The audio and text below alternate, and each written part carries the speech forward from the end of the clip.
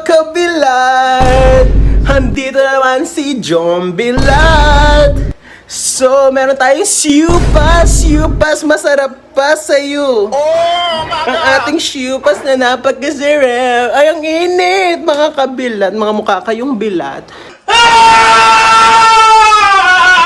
Pero fresh pa rin si Bilat na ayaw sa bilat. Ayan mga bilat, magsasandok tayo ng ating siupas. At ating tatanungin ng ating Dara. Dara, what you gonna say to our siupas, tita? To our siupas, tita! Ano masasabi mo sa ating siupas? Tita, ano masasabi mo sa ating siupas? Anong iyong masasabi sa iyong luto, tita? Anong comment mo, tita? Napakasarap ng iyong siupas. Tita! Tita! Sandok tayo ng ating siupas, mga bilat na ayaw sa bilat. And, kahit naiinitan, fresh pa rin si Bilat. Di ba napakabilat? Mukha tayong bilat. So, sasandok tayo ng siupas. Ito. Dito na lang tayo sasandok, guys, no? Sandok tayo ng konting siupas na napakasarap. So, ayun, kakain tayo ng siupas.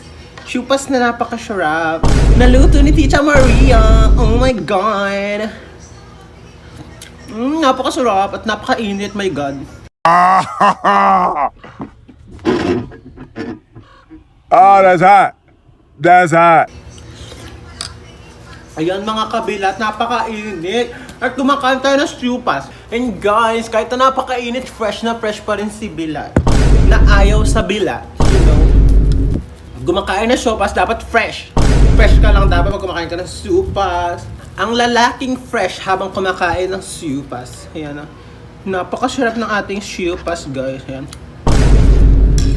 Magluto na kayo ng siupas, mga bilat. Mukha kayong bilat, mga ka-John Bilat. Diba?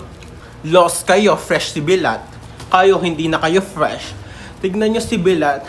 Kumakain ng sauce pero fresh.